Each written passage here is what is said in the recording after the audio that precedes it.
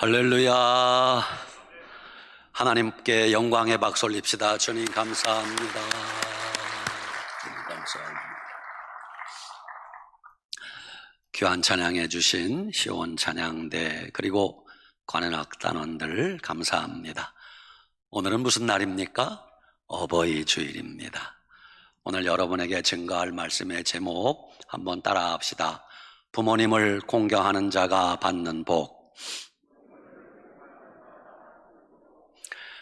사실 오늘 이 말씀은 어르신들이 들어야 될 말씀이 아니라 우리 어린 자녀들이 들어야 되는데 좀 안타깝습니다. 그래서 우리 교회 학교 아이들이 좀 와서 들었으면 해서 부탁을 드렸는데, 혹시 오늘 유치원 다니고 초등학교, 중학교, 고등학교 다니는 자녀들 왔으면 손 좀 한번 들어보세요. 우리 자녀들 왔으면. 저기도 왔어요. 아이고, 2층에도 계시고 여기도 오셨어요. 잘 오셨어요. 잘 오셨어요. 오늘 여러분들이 이 말씀 잘 들으시면 큰 은혜가 되고 복이 될 줄 믿습니다. 아멘. 많은 사람들이 하나님 주시는 복을 받기 원합니다. 여러분도 하나님 주시는 복 받길 원합니까? 아멘. 그러나 우리가 하나님께 복을 받으려면 감나무 밑에서 감 떨어지기를 바라듯 그냥 있으면 되는 게 아닙니다.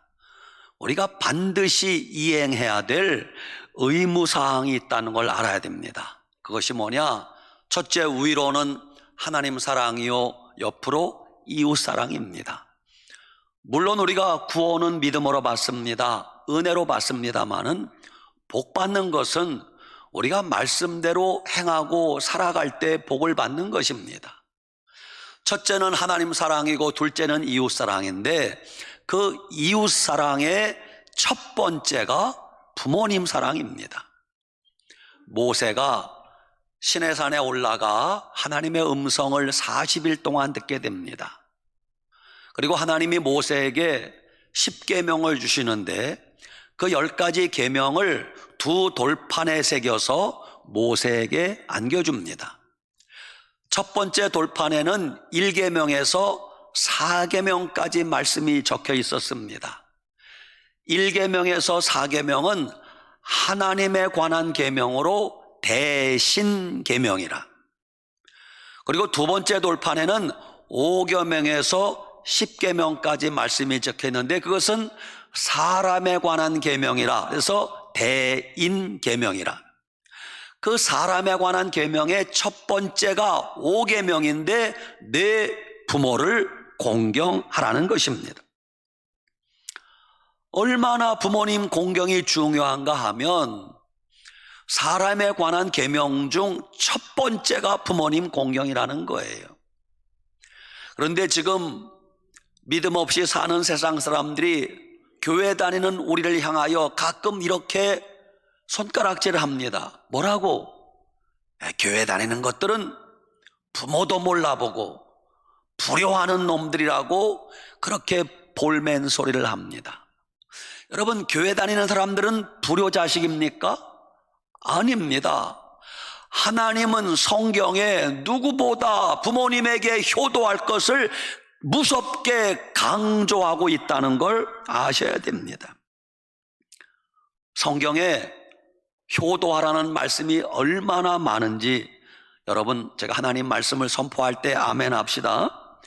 출애굽기 20장 12절, 내 부모를 공경하라. 그리하면 내 하나님 여호와가 내게 준 땅에서 내 생명이 길리라. 그래서 신명기 5장 16절, 너는 내 하나님 여호와께서 명령한 대로 내 부모를 공경하라. 그리하면 내 하나님 여호와가 내게 준 땅에서 내 생명이 길고 복을 누리리라 그랬어.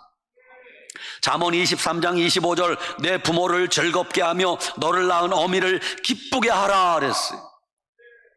오늘 봉독한 에베소서 6장 1절 이하에도 자녀들아, 너희 부모를 주 안에서 순종하라. 이것이 옳으니라. 내 아버지와 어머니를 공경하라. 이것은 약속이 있는 첫 계명이니 이로써 내가 잘되고 땅에서 장수하리라 그러셨어. 첫째, 너희 부모에게 순종하라 그래요. 순종이 뭐예요? 기쁘게 부모님 말씀을 따르는 거예요. 부모님이 뭐를 시킬 때, 뭐라고 말씀하실 때 대들지 말고 반항하지 말고 거역하지 말고 따르라는 것입니다. 그런데 순종의 조건이 있어요. 주 안에서 순종하라. 무슨 뜻입니까? 믿음 안에서 하나님 말씀에 어긋나지 않는 범위에서 순종하라는 겁니다. 예를 들면 여러분은 믿음이 좋은데 만약 부모님이 믿음이 없다 가정합시다. 그러면 믿음 없는 부모님이 볼 때는 교회 다니고 믿음 생활하는 여러분이 못마땅할 거예요. 그래서 간혹 믿음 없는 부모님들이 믿음 좋은 자녀들에게 이렇게 어긋장을 놓습니다. 뭐라고? 야 이놈아, 교회 가지 마라. 집안 망하게 할 거냐? 예수 믿지 말아라. 그럼 그 말은 따라야 돼요, 안 따라야 돼요? 그런 것은 따르기 곤란하죠.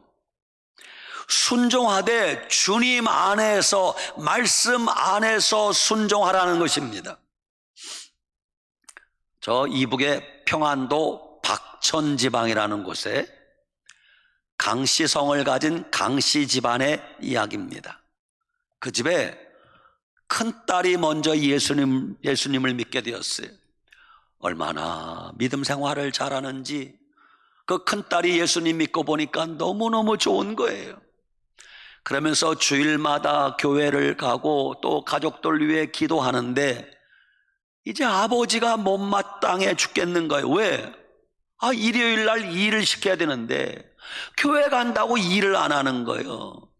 그래서 아버지가 협박도 하고 윽박도 질러보고 별짓도 해도 큰딸이 교회 가는 걸 막을 수 없는 거예요. 그래서 아버지가 어느 날 토요일 작정을 하고 딸에게 일거리를 맡깁니다. 얘야, 내일은 주일이야. 내일은 목화밭에 가서 목화를 다 따도록 하라. 그러는 거예요.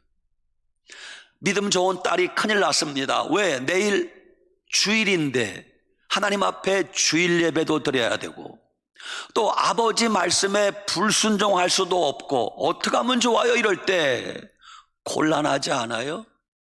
하나님, 이럴 때는 어떻게 하면 좋습니까? 그러자 하나님이 지혜를 주셨어요. 믿음 좋은 딸이 토요일 밤에 큰 바구니를 들고 목화밭에 혼자 나갑니다. 마침 그날은 보름이어서 보름달이 환하게 떴습니다.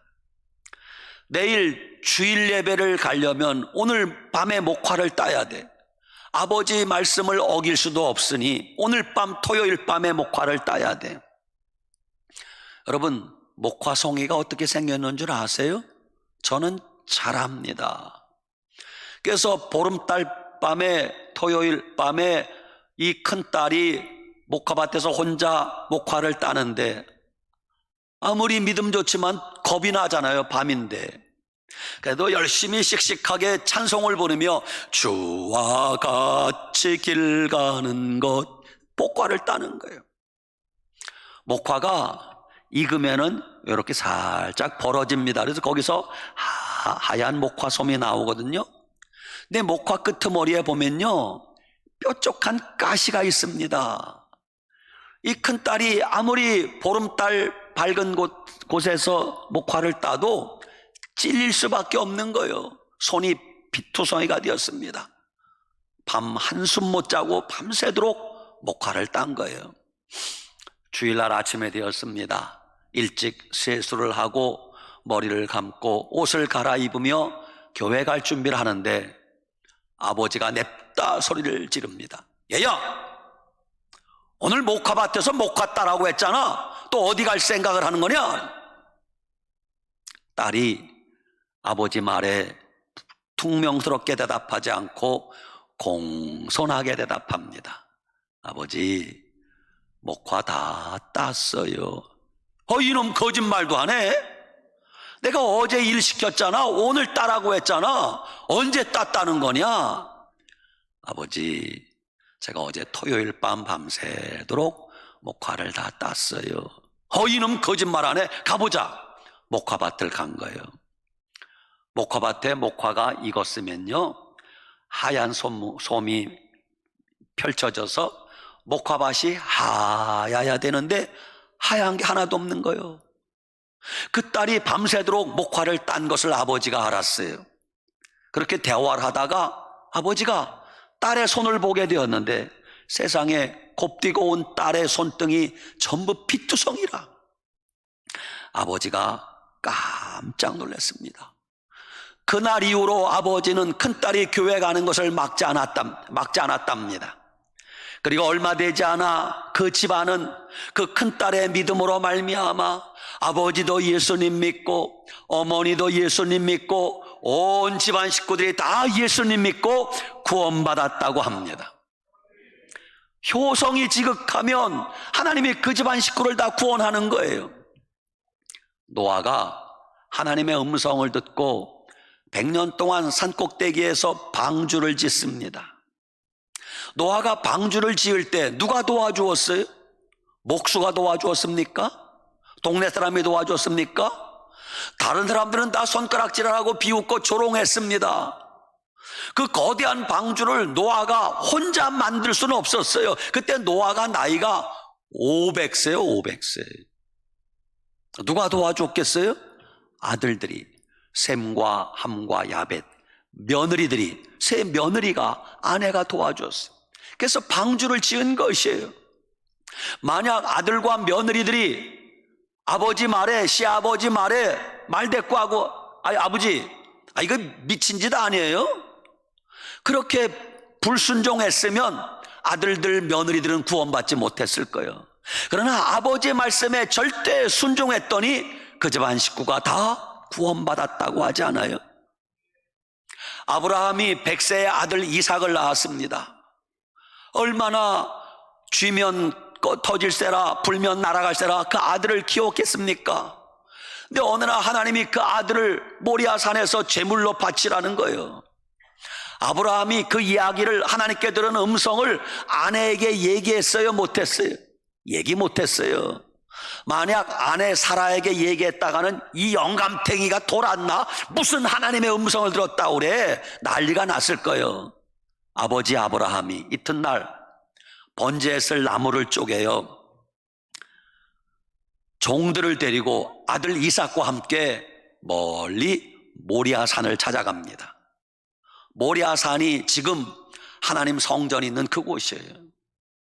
산 밑에서 종들을 기다리게 하고 아버지 아브라함이 번제에 쓸 나무를 이삭에게 지고 가게 합니다. 그러니까 그때 이삭은 나무찜을 질 정도로 벌써 건장한 청년이라는 거예요.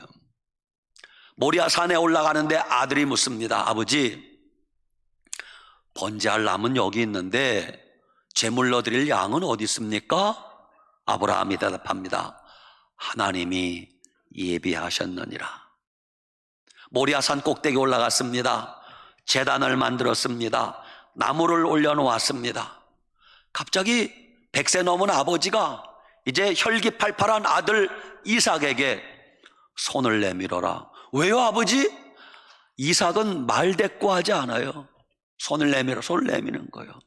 아버지가 아들 손을 묶습니다. 아버지 왜 그러세요? 이삭은 아버지에게 말대꾸하지 않아요. 손발을 묶고 아버지가 그 아들을 제단에 올려놓고 칼을 들어 아들을 제물로 드리려고 하는 거예요. 그때 아들 이삭이 발버둥을 치고 아버지 뭐 하는 거예요? 아버지 미쳤어요? 아버지 돌았어요? 그랬더라면 이삭이 아니에요. 아버지 아브라함이 하는 대로 아들은 그대로 순종을 했어요. 그래서 그 아버지 아브라함이 받은 복을 아들 이삭이 그대로 받게 되는 것이에요. 순종하는 아들에게 하나님이 복을 주시는 겁니다. 그런데 요즘 우리가 사는 세상은 얼마나 타락하고 악해졌는지 모릅니다. 세상이 타락한 것은 그렇다 쳐도 자녀들이 얼마나 타락했는지, 부모님에게 대들고 부모님에게 반항하는 일이 얼마나 많은지 미루어 짐작하건대 컴퓨터, 인터넷 게임, 스마트폰 이런 영향이 아니라고 할 수 없어요. 우리나라는 세계 1등 하는 게 참 많은데 나쁜 1등도 많아요. 자살률 1위, 폐륜 범죄 1위요. 폐륜 범죄. 폐륜 범죄가 뭡니까? 자녀들이 부모님에게 반항하고 불순종하는 건 그건 뭐 약과예요. 자녀들이 부모님에게 욕을 하는 놈들이 있어요. 자녀가 부모님을 학대하고 때리는 놈들도 있어요. 자녀가 부모님을 심지어 죽이는 놈들도 있어요. 이게 폐륜 범죄예요. 인터넷 카페에, 커피 마시는 카페가 아니라 인터넷 카페 알죠? 거기 엄마 안티 카페라고 있대. 안티라는 말은 반대한다, 대적한다는 뜻이에요. 거기 자녀들이 회원 가입을 해서 자기들끼리 주고받는 대화가 뭐냐 하면, 난 우리 엄마가 죽었으면 좋겠어, 우리 아빠가 죽었으면 좋겠어. 왜? 맨날 게임하지 마라, 공부해라, 컴퓨터 하지 마라. 그러니까 엄마가 죽었으면 좋겠대. 이런 폐륜 범죄를 저지르고 있어요. 오늘 자녀들이 잘 들어야 됩니다. 하나님이 성경에 부모님께 대적하는 자를 어떻게 하라고 했는가? 이거는 부담스러우니까 아멘은 하지 말고 그냥 들으세요. 출애굽기 21장 15절. 자기 아버지나 어머니를 치는 자는 반드시 죽일지니라 그랬어요. 출애굽기 21장 17절. 자기 아버지나 어머니를 저주하는 자는 반드시 죽일지니라 했어요. 반드시. 레위기 20장 9절.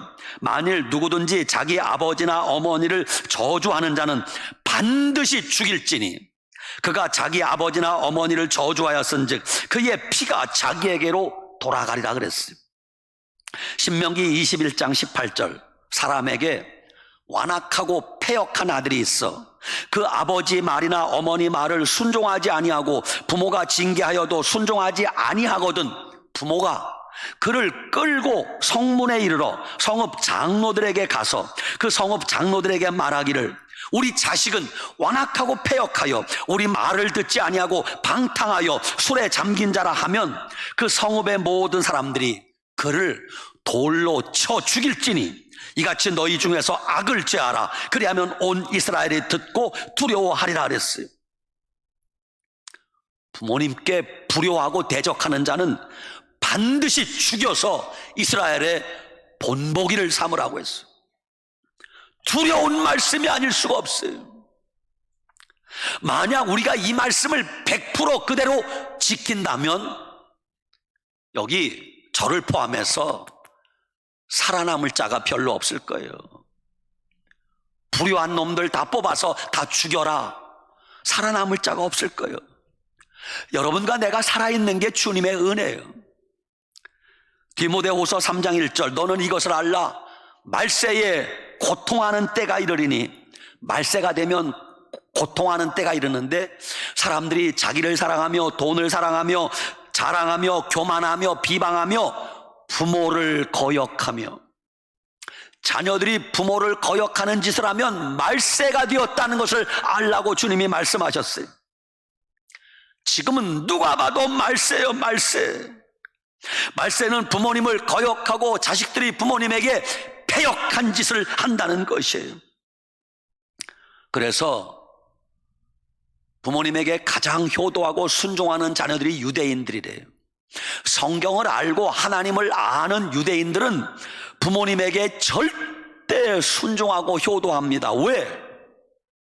성경 말씀대로라면 하나님 부모님에게 불순종하고 불효하면 자기 인생이 저주받고 자기 인생이 망하는 걸 유대인들은 누구보다 잘 알고 있어요.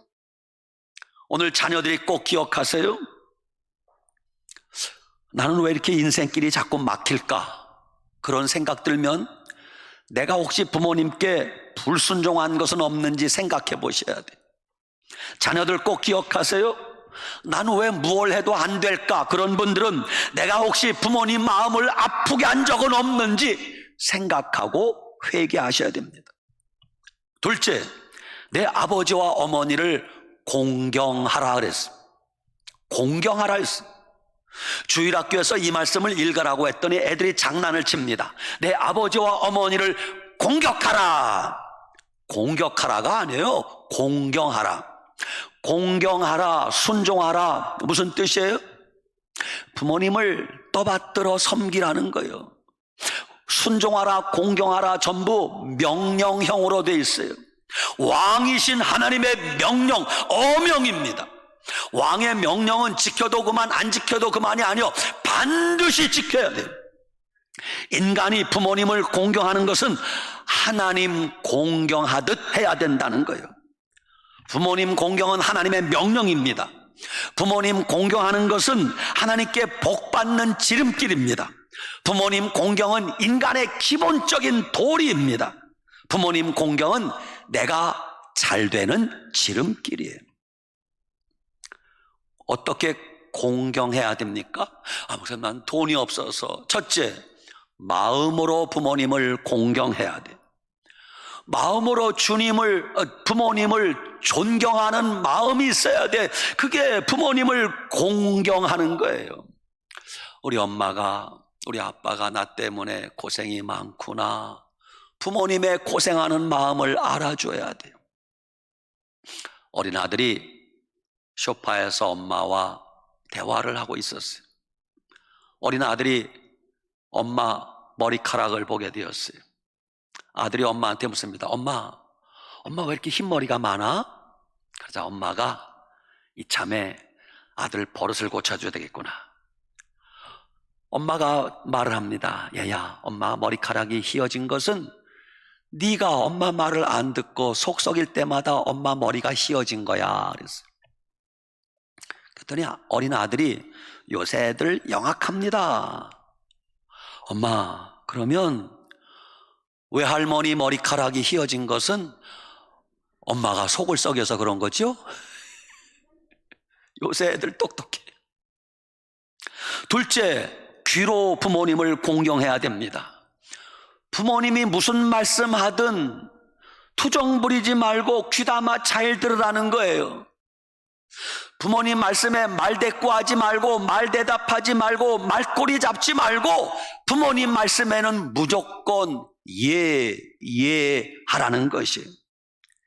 세 번째, 부모님을 물질로 공경해야 됩니다. 마가복음 7장 10절에 고르반죄라는 게 있어요. 고르반죄는 뭐냐면 당시 바리새인들이 이 제물은 하나님의 것이니까 하나님께 바쳤습니다. 그리고 났더니 돈이 없어.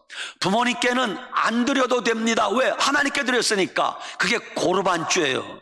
하나님께 드릴 것은 하나님께 드려야 되고 부모님께 드려야 될 것은 반드시 부모님께 드려야 된다는 거예요. 우리나라에 가나안 농군학교라고 있습니다. 지금은 천국 가신 고 김용기 장로님의 가르침입니다. 이러한 가나안 농군학교에 구호가 있습니다. 첫째, 따라합시다. 일하기 싫거든 먹지도 말라. 웬만하면 그건 알아요. 일하기 싫거든 먹지도 말라. 두 번째, 따라합시다. 효도하기 싫으면 먹지도 말라. 야, 우리 김용기 장로님이 잘 만들었어요. 효도하기 싫으면 밥도 먹지 말래요. 가나안 농군학교 고 김용기 장로님이 부모님의 5가지 특징에 따른 맞춤형 효도법을 이렇게 말씀하셨어요. 첫째, 부모님이 나이가 많아지면 잔소리가 많아진대요. 여러분, 부모님의 잔소리는 약이에요, 독이에요? 애들은 왜 대답 안 해? 부모님의 잔소리는 약이에요, 약. 부모님이 인생을 살아보니까 어찌하든지 내 자식들에게는 올바른 가르침을 주고 싶은 거예요. 근데 그걸 잔소리라 생각하고 그딴 소리 하지 말라고 그러지 말라는 것이에요. 두 번째, 부모님이 나이가 많아지면 노여움을 쉽게 탄대요. 여러분, 나이 들면 자식들 하는 말에 상처받아요. 자녀들이 함부로 말을 내뱉으면 엄마가 나한테 해준 게 뭐가 있냐고, 아버지가 나한테 뭘 해줬냐고, 그러면 너희들이 어떻게 컸냐 이놈들아. 그 말에 부모님이 상처받는다는 걸 아셔야 돼요. 세 번째, 부모님이 나이가 많아지면 부모님도 갖고 싶은 게 많아진대요. 자녀들 부모님한테 뭐 이것도 사주세요, 저것도 사주세요. 그 자녀들이 커서 직장 다니면서 월급을 받으면 부모님이 이게 필요하겠구나. 아이 뭐 우리 아버지는 나이가 많은데, 엄마 나이가 많은데 이런 게 뭐가 필요했는가. 부모님도 용돈이 필요한 걸 아셔야 돼요. 자식이 부모님에게 용돈 드리면 결국 그 돈은 돌고 돌아 누구한테 와요? 다시 손자들 주머니에, 며느리 주머니에 다시 들어가는 거예요. 네 번째, 부모님이 나이가 많아지면 먹고 싶은 게 많아진대요. 아이고, 나이가 들어가면요, 나이가 들수록 간식이 더 땡겨요. 자녀들 꼭 기억하세요. 여러분만 간식 먹을 줄 아는 게 아니라 부모님도 간식이 생겨요. 간식이 필요합니다. 밤이 깊어지면 잠은 안 오고 속은 구진한데 뭐 먹을 것이 없는가? 그때 뭐라도 먹을 게 있어야 되는데 간식 쪼가리가 하나라도 없으면 자식된 여러분의 잘못이에요. 다섯 번째, 부모님이 나이가 들어지면 등이 가렵대요. 그래서 여러분이 아버지, 어머니 어디 가려우세요? 제가 긁어드릴게요. 부모님을 등을 시원하게 긁어드려야 된대요. 김용기 장로님에게는 아들 김범일 장로님이 계십니다. 80 넘은 아버지 김용기 장로님이 아들 60 넘은 아들에게 늘 잔소리가 많대. 60 넘은 아들이 아버지 오늘 읍내 장에 좀 다녀오겠습니다. 아들은 장에 갈 때 꼭 아버지한테 인사하고 간대요. 효자예요, 아니에요? 효자죠. 그러면 아버지 80 넘은 아버지가 60 넘은 아들한테 두 가지를 부탁한대. 애비야, 예 아버님, 차 조심하거라. 여러분 같으면 뭐라 했어요? 아버지 내가 한두 살 먹은 애냐고. 둘째, 김용리 장로님이 60 넘은 아들한테 이런데, 애비야, 예, 읍내 장에 가서 사람들하고 싸우지 마라. 그러면 60 넘은 아들이 80 넘은 아버지한테 공손하게 대답한대. 예, 아버님 알겠습니다. 이게 효자 아니에요? 어떤 분이 쓴 글인지 모르지만 엄마는 그래도 되는 줄 알았습니다. 이런 제목의 글을 읽다가 제가 울었어요. 한번 들어보세요. 엄마는 하루 종일 밭에서 죽어라 일해도 엄마는 그래도 되는 줄 알았습니다. 엄마는 찬밥 한 덩어리로 대충 부뚜막에서 끼니를 때워도 엄마는 그래도 되는 줄 알았습니다. 엄마는 차가운 한겨울에 냇물에서 빨래를 해도 엄마는 그래도 되는 줄 알았습니다. 엄마는 늘 배부르다, 밥 생각 없다 하면서 식구들 밥을 먹이고 굶어도 엄마는 그래도 되는 줄 알았습니다. 아버지가 화를 내고 자식들이 속을 썩여도 엄마는 그래도 되는 줄 알았습니다. 그러던 어느 날 엄마가 외할머니가 보고 싶다, 외할머니가 보고 싶다 하면서 한밤중 잠에 깨어 일어나 방구석에서 소리 없이 흐느껴 울던 엄마를 본 이후로 엄마는 그러면 안 되는 것을 알았습니다. 엄마는 맛있는 것을 잡수실 줄도 모르고 엄마는 본래 입맛이 없는 줄 알았습니다. 엄마는 좋은 옷 입을 줄도 모르고 멋도 부릴 줄 모르는 분인 줄 알았습니다. 엄마는 아무리 몸이 아파도 일해야 되는 줄 알았습니다. 엄마는 어디 구경 갈 줄도 모르고 재미있는 것도 모르는 줄 알았습니다. 엄마는 눈물도 없고 감정도 없는 줄 알았습니다. 우리 엄마는 그런 줄 알았습니다. 그런데 그 엄마가 지금 병상에 누워만 계십니다. 일주일에 한 번씩 엄마 곁에서 자고 오는 걸로 자식된 의무를 다하고 있다는 생각하는 아직도 철없는 막내딸.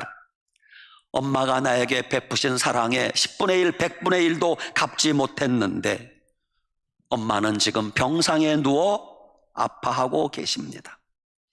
사랑하는 여러분, 부모님 돌아가시고 나서 영정사진 붙들고 괜히 울고불고 하지 말고 부모님 살아계실 때 부지런히 효도하시기 바랍니다. 때가 지나가고 나면 못하는 거예요. 세 번째, 이것이 약속이 있는 첫 계명이니 부모님께 효도하면 주님이 약속하세요. 어떤 약속? 내가 잘 되리라, 내가 장수하게 될 것이라 약속하셨단 말입니다. 야곱에게는 12아들이 있었어요. 그 12아들이 12지파가 되었습니다. 야곱의 12아들 인생은 어떻게 달라졌습니까? 아버지 야곱이 마지막 죽기 전에 12아들을 불러놓고 아들들 믿음대로 분량대로 행위대로 다 축복했어요. 아버지가 손을 얹고 기도하는 대로 아들들 인생이 결정된 거예요. 여러분, 이것을 아는 유대인들은 절대 부모님에게 불효할 수 없습니다. 왜? 부모님께 불효하면 자기가 저주받고 망한다는 것을 유대인들은 누구보다 잘 알고 있어요. 룻기에 나오는 룻이라는 여인이 어떻게 복을 받았습니까? 그 여인은 본래 이방 여인이에요. 모압 여인입니다. 시어머니 나오미가 가나안 땅에 흉년이 들어 두 아들을 데리고 모압 땅에 가서 살게 되지 않습니까? 거기서 모압 여인을 며느리로 맞았어요. 세월이 흘러 나오미가 남편이 죽었습니다. 과부가 되었어요. 큰 아들이 죽었습니다. 큰 며느리가 과부가 되었어요. 둘째 아들이 죽었습니다. 둘째 며느리가 과부가 된 거예요. 시어머니가 젊은 며느리들 보고 너희들이 이제는 젊은데 어찌 혼자 살겠냐? 고향으로 돌아가서 새 살림을 차리고 행복하게 살아라. 그랬더니 큰 며느리는 고향으로 돌아갔는데 둘째 며느리 룻이 울며 불며 어머니 나를 떠나라 하지 마소서, 어머니 가는 곳에 나도 갈 것이며 어머니 섬기는 하나님이 나의 하나님이 될 것입니다. 끝까지 따라가는 거예요. 나오미가 가나안 땅에 돌아왔습니다. 며느리 룻이 그 어머니를 따라왔어요. 그리고 연로하신 어머니를 지극정성으로 섬기는 거예요. 먹을 것이 없으니까 며느리 룻이 밭에 가서 이삭을 주워다가 시어머니를 봉양을 했어요. 훗날 그 이방 여인 룻이 어떤 복을 받게 됩니까? 성경을 보니까 다윗 왕의 증조 할머니가 되어 성경에 이름이 기록되는 복을 받게 되는 것이에요. 그 복의 시작이 시어머니에게 효도하다가 이런 복을 받았다는 것입니다. 평안북도 철산군 백양면 풍천리에 풍천교회라고 있었답니다. 그 풍천교회에 허석현 장로님의 가정 이야기입니다. 장로님은 믿음이 좋았어요. 그래서 그 집안에 주의 종이 하나 나오길 바랬습니다. 아들이 하나 있는데 그 아들이 목사 되길 바랬어요. 근데 그 아들은 부모님을 향한 효성은 지극했는데 목사 될 수 있는 자질이 부족했어요. 머리가 명석하지 못하고 실력이 모자랐습니다.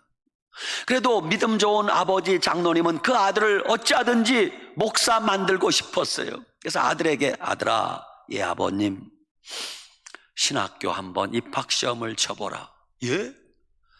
내가 목사 되는 게 내가 소원이다. 아버지, 저는 목사 될 수 있는 실력이 없어요. 아들아, 애비의 소원이다. 그래서 그 아들이, 효성지극한 아들이 아버지 성화에 못 이겨 신학교 입학 원서를 냈어요. 입학시험을 치르게 되었습니다. 시험지를 받아보니 하얀 건 종이요 검은 건 글씨라 아무것도 모르는 거예요. 그런데 다른 사람은 잘 쓰더란 말입니다. 아버지를 기쁘시게 해드리고 싶은 마음에 이러면 안 되지 하면서 컨닝을 했던 것이다. Do you know 컨닝? 하다가 시험 감독관인 선교사님한테 들켰어요. 뭔 짓이요? 시험지를 압수당했습니다. 교무실에 끌려갔습니다. 왜 컨닝을 했소? 그 아들이 싹싹 빕니다. 선교사님 죄송합니다. 부끄럽습니다. 잘못했습니다. 사실은 저희 아버님이 장로님이신데 아버님 소원이 아들인 제가 신학교 졸업하고 목사 되는 게 소원이랍니다. 그런데 저는 제 자신이 알다시피 저는 실력이 없습니다. 신학교 입학할 실력은 없습니다. 그런데 입학시험도 아버님 성화에 못 이겨 효도하는 셈 치고 시험 보러 왔는데 아는 게 없어서 어떻게 하면 아버지를 기쁘게 할까 하다가 나도 모르게 컨닝을 하게 되었습니다. 부모님께 효도하고 싶어서 그렇게 컨닝하게 되었습니다. 이실직고 한 거예요. 이야기를 듣고 보니 선교사님이 고민이 되었어요. 이 아들이 효성이 지극한 게 틀림이 없었어요. 그래서 교수회의를 해서 예외적으로 특별하게 입학을 허락했다는 거예요. 신학교를 다니게 되었습니다. 훗날 졸업하여 목사님이 되어서 그분이 자기 고향 평안북도 철산군 백양면 풍천리 풍천교회 담임 목사님으로 부임하셨던 허은 목사님. 비록 실력은 모자랐지만 교인들에게 존경받고 칭찬받는 목사님이 되어서 목회를 잘했다고 합니다. 효성스러운 마음을 가졌더니 이런 은혜도 주시더라는 거예요. 마지막 5번째, 여러분 부모님께 향하는 최고의 효도는 부모님께 맛있는 거 먹게 해드리고 옷 해드리고 용돈 드리고 다 좋지만 예수님 안 믿는 부모님, 예수님 믿게 해서 구원받아 천국 가게 해드리는 것, 그것이 최고의 효도임을 믿으시기 바랍니다. 사랑하는 여러분, 예수님 안 믿는 사람을 불신자라고 합니다. 부모님께 효도하지 못하는 사람을 불효자라고 합니다. 불신자가 불효자요, 불효자가 불신자인 걸 아셔야 됩니다. 여러분, 부모님께 효도하는 사람이 사회생활도 건전하게 잘합니다. 효도하는 사람이 직장생활도 잘하고요, 효도하는 사람이 교회생활도 잘하는 거예요. 오늘 어버이 주를 맞이해서 부모님께 효도하시기 바랍니다. 부모님 말씀에 순종하고 부모님을 공경하시기 바랍니다. 그러면 여러분 자자손손 복을 받고 여러분 하는 일마다 잘 되고 형통하게 될 줄 믿으시기 바랍니다. 아멘. 기도합시다. 아버지 하나님 감사합니다. 그렇습니다. 어버이 주일을 맞이하여 다시 한번 부모님을 공경하는 것이 내가 잘되고 복받는 길임을 알았습니다. 부모님께 순종하고 부모님을 공경하여 하나님께 영광 돌리고 부모님을 기쁘시게 해드리는 복된 삶을 살게 하여 주시옵소서. 예수님의 이름으로 축복하고 간절히 기도드리옵나이다. 아멘.